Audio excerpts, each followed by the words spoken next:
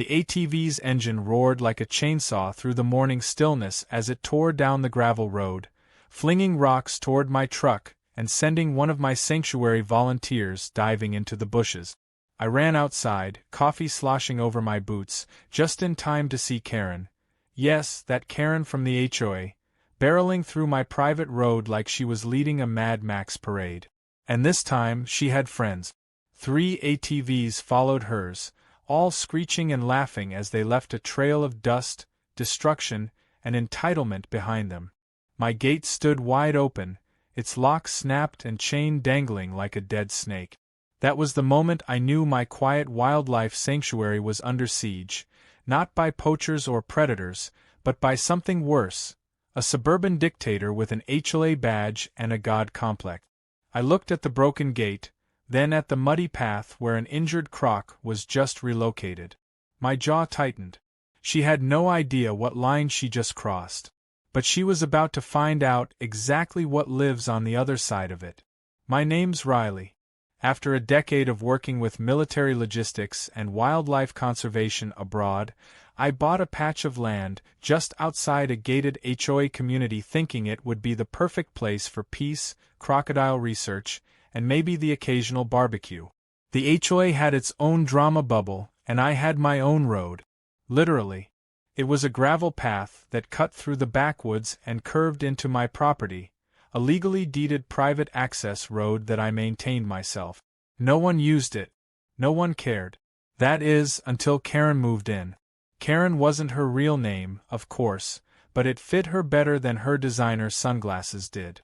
She was the new president of the HOA and treated the title like she'd just been crowned queen of a medieval kingdom. Day one, she knocked on my gate. Not the front, mind you, but the back one, and introduced herself by demanding a key so authorized personnel could monitor communal boundaries. I politely said no and handed her a copy of the deed. She blinked at it like I'd just handed her a napkin with scribbles, then promised to have legal review look it over. That was the beginning. At first, it was just snide comments. She'd walk her dog along the HOA fence and yell, "Still hoarding crocodiles, are we?" Then came the fake citations taped to my mailbox, noise violations for frog sounds, illegal foliage growth, unauthorized night activity. When I called the county about them, they laughed and told me nothing she sent had any legal bearing. I figured it would blow over. It didn't. 1 week later, her ATV appeared. Loud. Orange. Ridiculous. She rode it like she was training for an off-road championship. And she decided my private road was the perfect shortcut to the hiking trails behind my land. The first time, I caught her halfway down the path and waved her down. She stopped, helmet tucked under her arm, sunglasses perched on her head like she was about to sell me an overpriced timeshare. I explained, again, that the road was private. She smirked, revved the engine, and said, "Well, it looks public to me. You should put up more signs." So I did. I put up signs, 2 locks, and even built a small motion-activated gate arm. And for about 3 days peace returned. Until I woke up one morning to find the gate arm ripped from its post and tire tracks running deep into the soil. My sanctuary manager, Nina, stood beside me shaking her head. She's treating this place like her personal dirt park. The final straw came when I found a young crocodile, an injured one we'd just rescued, shivering in a torn section of fencing near the road. It had clearly been spooked. Karen's joyride had sent vibrations through the ground and scared the poor thing into trying to escape. That animal had been through enough. I called her that night, calm but firm, told her I'd be pursuing legal recourse. She laughed into the phone and said, "It's just a road, Riley. You're being dramatic." 2 days later, an official letter from the HOA showed up claiming the road was a shared easement and therefore subject to community access. It was written like legal mumbo-jumbo, but it had zero actual authority. Still, it was clear. She wasn't backing down. That's when I knew I had to do something more strategic. I went back to my old skill set. In another life, I had engineered tactical zones and containment areas in dense jungles. I knew how to design barriers that didn't look like barriers. And I had the permits to build what I needed: a wildlife water retention trench, a legal, ecologically beneficial project meant to support natural habitat. What Karen didn't know was that this trench would run directly across my road and just deep enough to discourage any unauthorized wheels. While I worked on the design, I also checked local wildlife relocation options. A nearby conservation site had too many adult crocs and was looking to rehome a few. The stars aligned. I arranged for 2 of the calmest, healthiest crocs to join the sanctuary once the trench was complete. A monitored, protected space with fresh water, shade, and basking areas. On my land, under my jurisdiction, and right in Karen's path. Of course, it had to look legit. I filed environmental assessments, made sure the crocs would have adequate fencing, and installed low-voltage perimeter markers, camouflaged as artistic landscaping. To the untrained eye, it would look like a glorified koi pond. But with teeth. All the while, Karen kept testing boundaries. I caught her ATV tires inches from my trench stakes, despite the new signage. I even overheard her bragging to her guests that she was taming the wild man next door. I smiled. Because soon, she'd meet the wild ones. Then came the morning of the final trespass. The sun hadn't even broken fully over the trees when the engines came again. Karen and her entourage, 3 ATVs this time, ripped through the gate I'd reinforced the day before. The chain was cleanly cut. She didn't care anymore. The sound shook the birds from the trees. I ran outside, barely pulling on my boot. The sanctuary staff were already scrambling, trying to calm the animals. She didn't even stop. Just drove through with her mirrored glasses and a smug grin, dragging a folding chair behind her ATV like a trophy. And then, just as quickly as she'd arrived, she was gone, kicking up dirt and laughter as she disappeared into the woods. But what she didn't know, what she couldn't have known, was that the trench was finished. And in 72 hours, it wouldn't just be a trench. It would be a crocodile habitat. Monitored, legal, and most importantly, unavoidable. She had violated boundaries, endangered animals, and laughed at every attempt to stop her. But now the terrain itself would be my defense, and she was going to learn a very sharp, very scaly lesson in respect. The next time she tried to claim that road, she wouldn't find gravel. She'd find teeth. 3 days after Karen's joyride ripped through the heart of my sanctuary, I stood at the edge of the road with a worn-out measuring tape, 2 flags in the dirt, and a blueprint rolled under my arm. It wasn't just about revenge anymore. It was about preservation, control, and making sure that the sanctuary, my life's work, didn't turn into a playground for power-hungry HOA tyrants. The gravel road, now scarred with ATV tire grooves, would no longer be a shortcut. It was about to become a line no one would dare to cross. The trench had to be precise. Too shallow, and it wouldn't deter anything. Too wide, and it might raise suspicions. I marked off 25 feet across the road's narrowest choke point. That would give me enough room to construct what I was calling, for now, a water retention habitat. It sounded bureaucratic enough to avoid nosy questions but gave me the room to install what I really needed, a crocodile barrier that looked like nature but functioned like a moat. I called up my old military buddy Cam, now working in environmental engineering, and asked if he had a few days to spare. When I explained what I was planning, he didn't even ask questions. He just laughed and said, "On my way. Bring boots and duct tape." While I waited for Cam, I filed all the necessary paperwork. The county had a backlog of requests, but thankfully, I already had a standing license for wildlife activity. My documents framed the project as a habitat expansion, citing the benefits of water retention, erosion control, and native species support. I attached photos of existing fencing, security features, and sanctuary structures to reassure them.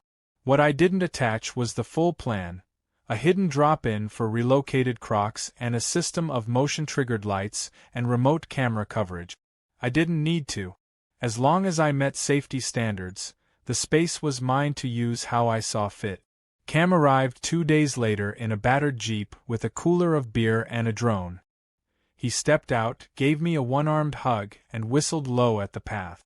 So this is Karen's conquest zone, huh? Looks like someone needs to learn the definition of trespassing. We got to work immediately. The first phase involved digging the trench.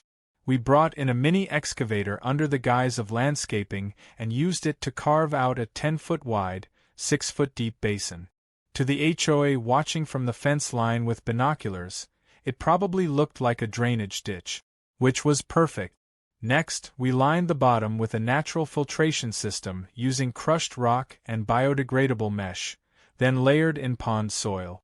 Cam launched the drone once a day to survey progress and keep a visual record. At night, we reviewed the footage, not just of our project but of Karen.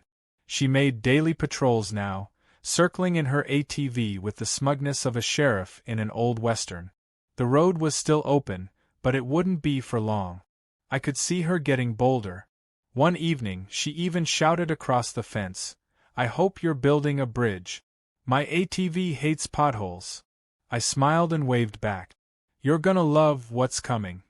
While construction continued, I contacted the wildlife transfer program I'd worked with before.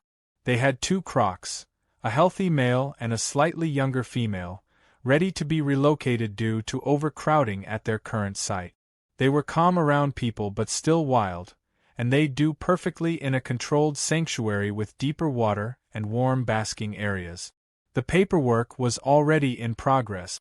I just needed the final inspection done before delivery. Once I had the crocs, the last piece would fall into place.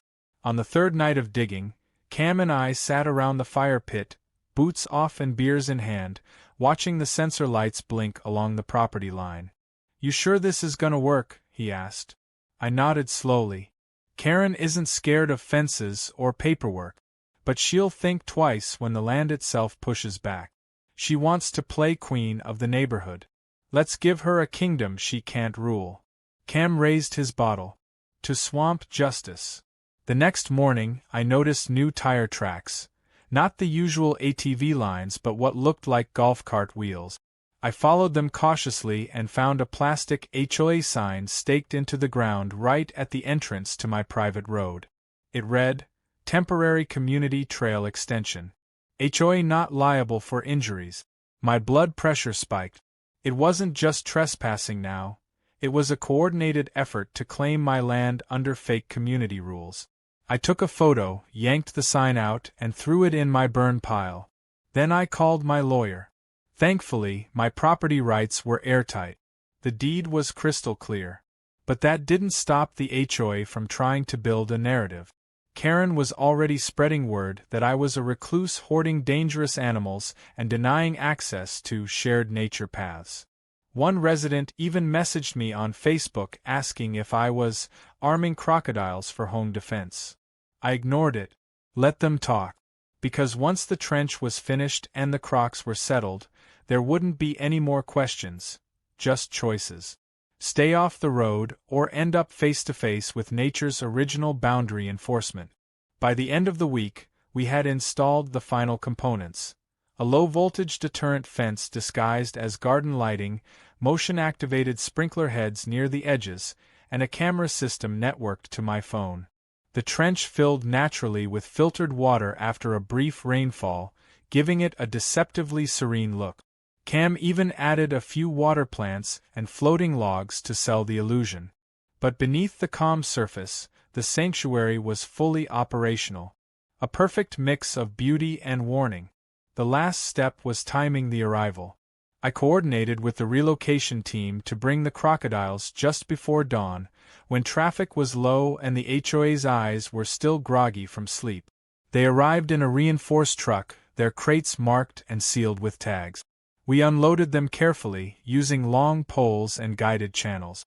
The animals slid into the water with barely a ripple, circling once before settling near the edge to sunbathe. It was perfect, and legal, and completely out of Karen's control. By noon, everything was in place. The sensors were live. The warning signs were up. The trench looked like a pond. The crocs looked like statues. and the road looked like peace, until the next intrusion. I knew it was coming. She couldn't help herself. She had declared this land her playground. Now she'd have to answer to its true residents. And sure enough, not 24 hours later, I heard it. The familiar snarl of Karen's ATV breaking the morning quiet. My camera app buzzed to life. Motion detected. Road camera 1. The image loaded slowly, pixel by pixel, until there she was. Full throttle, sunglasses on, hair whipping in the wind, heading straight toward the trench without a clue in the world. I stood on my porch, arms folded, waiting. Because this time, I didn't need to chase her. I didn't need to argue. I just needed to watch. She was about to learn something no HOA manual could prepare her for. You can bully people. You can lie on paper. But you can't argue with a crocodile. The sound of Karen's ATV came tearing down the gravel again, louder than ever, echoing off the trees like some absurd war cry. I stood perfectly still on the porch with my phone in hand, live feed running. I didn't need to step off the deck this time. I had placed the motion sensors at the perfect height and angles, feeding a 360-degree view of the trench zone directly into my phone. There she was, revving and bouncing over the gravel like she was conquering the frontier. But this wasn't a frontier anymore. This was home turf. Mine and the crocodile's. Karen wasn't alone. Riding behind her were 2 more HOA members I vaguely recognized: Bill, the one who constantly complained about tree shade, and Brenda, who once asked me why my sanctuary didn't have cute animals, like rabbits instead of those ugly lizard things. All 3 of them were grinning, laughing, clearly there for what they thought would be another unauthorized safari through my property. But this ride would not end the way they expected. Karen, of course, was leading the pack. She leaned forward, determined and confident, completely oblivious to the new addition to her stolen trail. I watched her approach the trench, which from a distance looked calm and deceptively shallow. The crocs had been sunbathing near the middle, half submerged, perfectly still. The trench water reflected the sky like a mirror, adding to the illusion of peacefulness.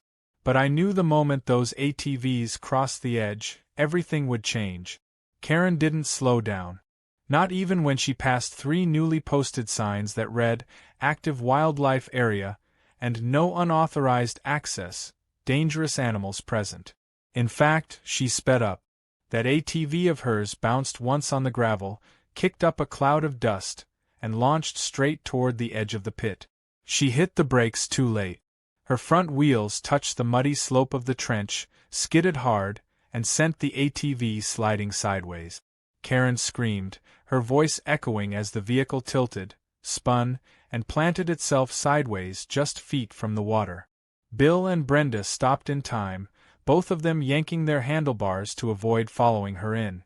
Karen stumbled off the ATV, one boot landing in the mud, the other stuck in the seat. She fell back with a loud grunt, arms flailing, her sunglasses flying off into the water. The crocs moved. I had timed their feeding and activity windows perfectly to avoid aggression, but crocodiles are naturally territorial. One of them slowly shifted, gliding across the water with a smooth, deliberate grace. Karen was too stunned to notice at first. She just scrambled to her feet, covered in dirt and trying to yank her boot free from the vehicle. It wasn't until she heard the soft splash and the slow churn of water that she looked up and saw the reptilian eyes watching her from just 10 feet away. She froze. Absolutely froze. Her mouth opened, but no sound came out. And then the second crocodile surfaced, closer this time, jaws closed, just drifting, watching. From the safety of the far bank, Bill shouted something like, "Karen, don't move!" But his voice cracked in panic. Brenda was already backing her ATV away, wide-eyed and visibly shaking. Karen, somehow, finally regained her senses and backed away slowly from the water, her body shaking and one hand still clutching her now muddy phone. That was the precise moment the motion-triggered sprinklers activated. They were set low, just at the trench's edge, meant to startle but not soak. And they did exactly what I hoped they would. A sudden spray erupted, arcing over Karen and dousing the ATV. The Crocs didn't react, but Karen did. She screamed again, bolted up the slope, slipped, fell forward, and clawed her way up like a contestant in some chaotic obstacle course. When she finally made it to level ground, she looked like a swamp creature herself. Mud, panic, and humiliation all wrapped in designer clothes and HOA audacity. I couldn't help myself. I stepped off the porch and slowly walked down the path, boots crunching softly over gravel. When I came into view, Karen was already on her feet, trying to regain whatever dignity she had left. "What the hell is this?" she yelled, voice breaking. "You could have killed me." I stopped about 10 feet away and folded my arms. "It's a legally permitted conservation trench with protected species," I said. The signs were posted. "The road is private. You trespassed. This is outrageous. There are crocodiles in a road," she sputtered. "It's not a road," I said, nodding at the posted deed marker. "It's a wildlife sanctuary extension on private land, which you and your ATV are currently violating." Bill and Brenda stayed quiet, both of them too pale to offer backup. Karen looked around as if searching for support, but none came. She looked back at the trench, now calm again, with the Crocs retreating to the deeper water. "I'm going to the police," she said finally, voice trembling more from embarrassment than fear. "This is animal warfare." "Great," I replied. "Make sure to bring this footage too." I held up my phone and played a brief clip of her ATV ramming through the gate, tearing down the path, and crashing near the trench. Her eyes widened as the footage played. That's illegal surveillance." "It's security," I said. "And it's shared with the Wildlife Division, as per my license. Everything you've done is on record. And so is the habitat." Karen's face was beet red. Her hair clung to her forehead. She stormed back to her ATV, which now refused to start. The thing let out a coughing noise and died. Brenda reluctantly helped her climb onto the back of her cart while Bill pushed the dead ATV aside. They rode off in silence, covered in mud and shame. That night, I uploaded the footage to the private conservation Facebook group I co-managed, thinking it would get a few laughs. Instead, it exploded. The next morning, the clip had gone viral, millions of views, comments pouring in from all over the country. News outlets started calling. One headline read, "HOA Queen meets her match in nature's real landlords." Another said, "Woman tries to steal road, gets humbled by reptiles." I never even submitted it to Reddit. Someone else did. The post shot up to the top of r/EntitledPeople with captions like, "Karen forgot Crocs are HOA exempt." The flood of attention brought more than just laughs. A local wildlife official publicly praised the sanctuary project, calling it a model for passive ecological protection, and noted the clear signage and preventive measures I'd taken. The HOA tried to respond with a formal complaint, but the county shut it down fast. In fact, they launched an inquiry into HOA leadership and their history of overreach. Karen's position was suspended pending review. Neighbors who once kept quiet now spoke up. One sent me a message that simply read, "About time someone put her in her place." Another offered to help plant trees along the trench. Even kids from the neighborhood came with their parents to learn about the crocodiles. This time, safely behind the observation fence. The road was no longer a battleground. It had become something more powerful, a reminder that not everything in life could be bulldozed by arrogance and a loud engine. Karen, meanwhile, kept a low profile. For the first time since she'd arrived, her ATV sat untouched in her driveway. And when she walked past my property now, she kept her head down and her steps quick. As for me, I returned to my work, the Crocs thriving, the sanctuary peaceful once again. The trench had done its job. No arguments. No more HOA nonsense. Just calm water, sharp teeth, and a lesson no one in the neighborhood would forget. The calm didn't last long. For a brief, beautiful week, Karen vanished from my daily routine. No more roaring engines, no HOA letters, no midnight gate rattling. Even the Crocs seemed more relaxed, drifting lazily in the sun and taking to their new trench like they'd been there forever. I thought maybe, just maybe, the message had finally sunk in. But that's not how people like Karen operate. She didn't disappear because she'd accepted reality. She was regrouping, and I didn't know it yet, but she was about to try something even more reckless, something that would escalate everything to a level I wasn't even sure I was prepared for. It started with a rumor. Nina, my sanctuary manager, came into the office with an odd look on her face. She said a friend from the HOA gardening committee had mentioned that Karen was hosting a private meeting at her house. The topic? Strategies for reclaiming community easements. That alone didn't bother me too much. Karen liked her fantasy legal battles, and I'd already proven ownership more times than I could count.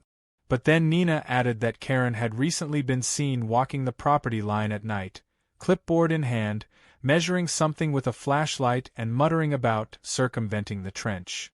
That same night, the sensors on the western fence went off at 2:38 a.m. I checked the camera and saw someone with a hood moving along the fence, ducking and fiddling with the post.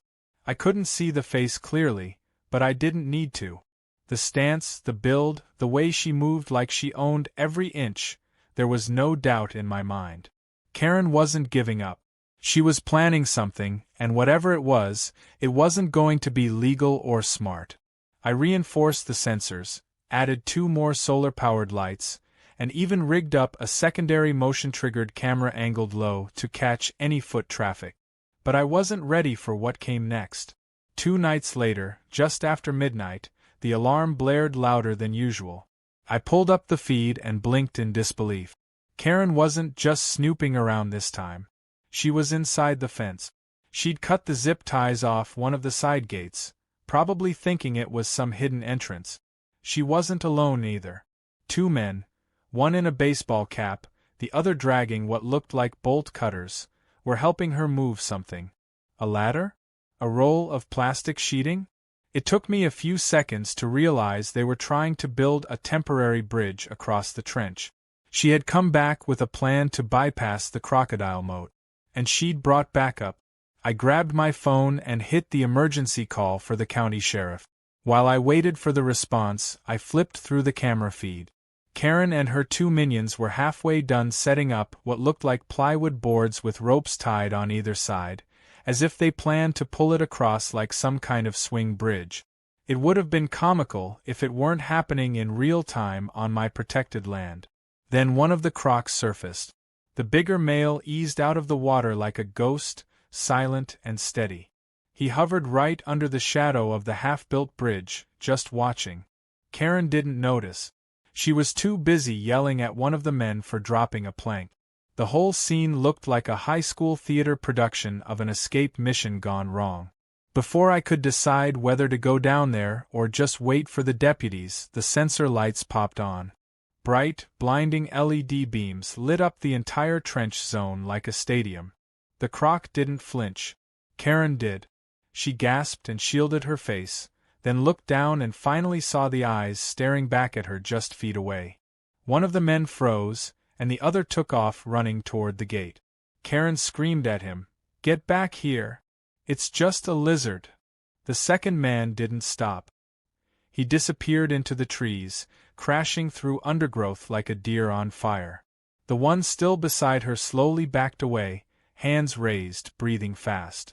"Karen," he said, "we need to leave. Right now." Karen stood her ground, clutching a piece of plywood like it was a shield.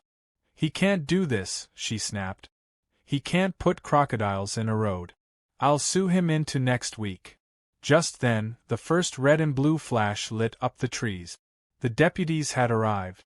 Their truck pulled up just behind the sanctuary entrance, and within minutes, 3 officers came jogging down the path, flashlights raised, guns holstered but clearly ready. One of them called out, "Hands where we can see them." Karen dropped the plywood like it was on fire and raised her hand. The man beside her did the same, though his legs looked ready to give out. The croc stayed where it was, unbothered, like a king watching fools stumble in his court. The officers separated them, took statements, and asked me to walk them through the camera footage. I did gladly. Every minute of the trespass was recorded in crystal clarity, from the gate cutting to the trench crossing attempt to the moment she laid eyes on the crocodile. It was all there. One officer turned to me and said, "This isn't just trespassing. She tampered with your conservation site. That's a big deal." Karen, hearing this, exploded. "It's not a conservation site. It's a crocodile trap. He's weaponizing animals." The deputy raised a brow. "You walked onto his land. At night. With tools. To build a bridge over a clearly posted protected habitat. That's not a good look." Karen was arrested on the spot for criminal trespass, attempted vandalism of an ecological site, and reckless endangerment. The man with her got off with a warning but looked so shaken I doubted he'd ever return to HOA business again. The other guy, her original partner in crime, was caught the next day after being recognized on the footage. He claimed he thought they were setting up a nature viewing platform. No one bought it. The fallout was swift. By the next week, the HOA held an emergency board meeting where members unanimously voted to remove Karen from her position. She didn't even attend. Word had already spread about the incident, the arrest, and the now viral footage titled, "HOA Karen Tries to Cross Crocodile Pit, Gets Bitten by the Law." News outlets picked it up. Late-night hosts made jokes about it. Someone even remixed her scream into a dance track that played on social media for days. For the first time in years, the HOA was quiet. Actually quiet. No one complained about frogs. No one sent me notices about tree heights or mailbox colors. In fact, one neighbor dropped off a thank you card with a basket of cookies that said, "For defending nature and our sanity." As for the trench, it became something of a local attraction. I added a small viewing area, safely fenced off, where people could learn about crocodile behavior and conservation. School kids came by on field trip. Environmental science students asked to do internship. My sanctuary gained exposure, grants, and even a small donation from a celebrity animal rights group that saw the viral video, Care, and eventually moved out. She packed her things in the dead of night, her lawn left untrimmed, her house listed online with the title, "Price to Move." A small note on the listing's neighborhood description read, "Adjacent to peaceful wildlife preserve." I guess even realtors couldn't resist the irony. I sometimes wonder what she thinks when she looks back on this whole thing. If she thinks I won. Or if she still sees herself as a victim of some conspiracy involving reptiles and zoning laws. But honestly, I don't care. Because now, when I walk that road, it's quiet, safe, respected. The crocs glide under the water, the trees sway gently in the wind, and no one dares trespass. Not because of fear, but because of understanding. That land isn't just mine. It's theirs too. And it took a wild, muddy, ridiculous battle to remind everyone of that simple truth. The weeks following Karen's dramatic downfall felt like a season change, not just in the weather, but in the entire atmosphere of the neighborhood. Where there had once been tension, suspicion, and the grinding hum of ATV engines in the distance, there was now something almost unheard of around here: respectful silence. No one tested the property lines. No one questioned the sanctuary signs. And most importantly, no one came barreling down my private road like they were auditioning for a monster truck rally. The road had become what it was always meant to be, an access point for conservation and peace, not ego and entitlement. It was strange in the best way possible. The crocodiles settled into their new habitat with the kind of contentment only ancient creatures can muster. They moved with that same lazy confidence, claiming their space and defending it without so much as a growl. Nature had restored its own balance in a way no court case or HOA meeting ever could. I continued to monitor them daily, checking the cameras, adjusting the thermal sensors, and maintaining the electric fence system. What had begun as a defensive measure had evolved into a model ecosystem, and I was proud of it. Not just because it worked, but because it told a story. A story about boundaries, consequences, and the power of letting nature speak for itself. But peace never lasts forever.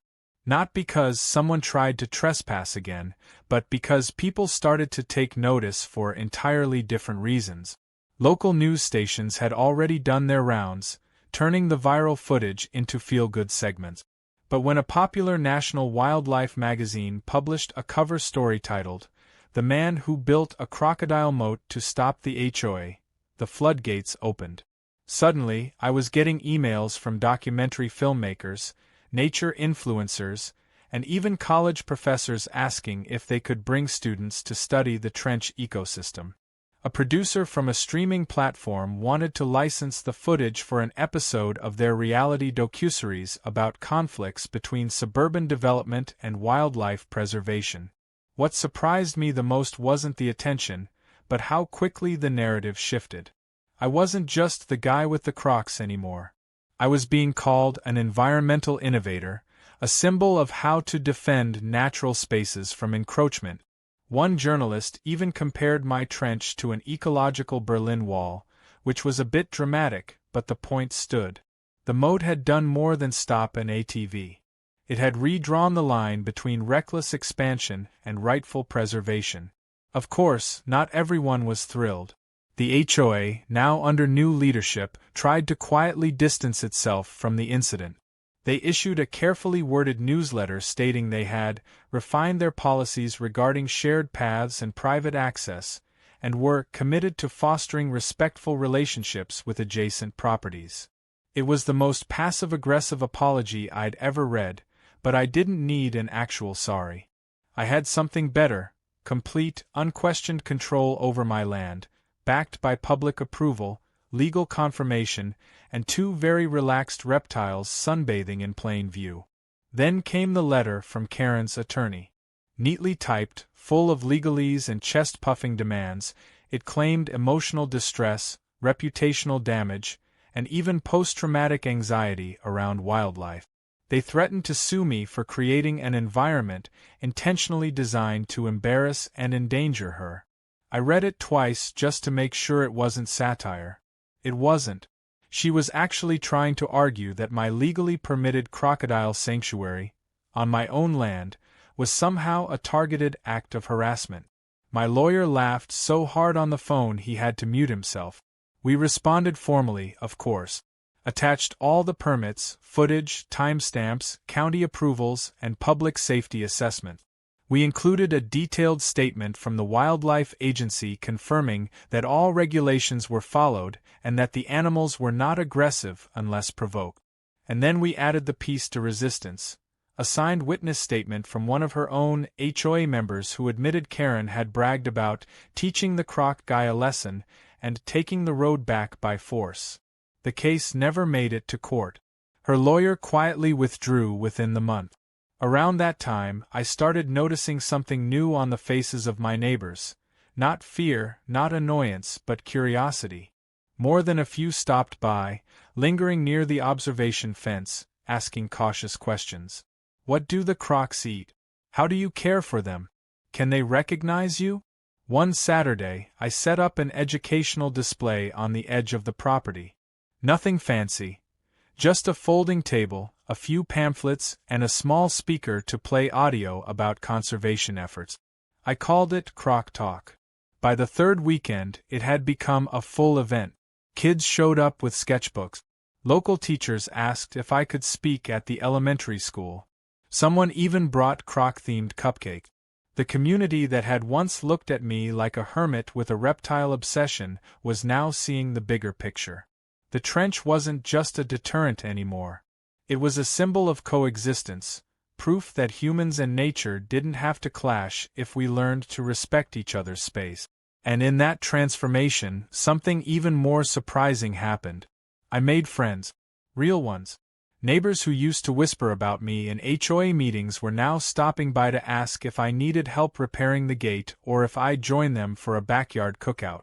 One even brought me a welcome sign shaped like a crocodile with a grin on its face and the words, "No trespassing unless you can swim."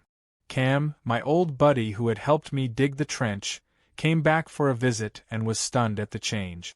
We sat near the water's edge, watching the crocs lazily float under the late afternoon sun. He raised a beer and said, "You didn't just fix a road problem.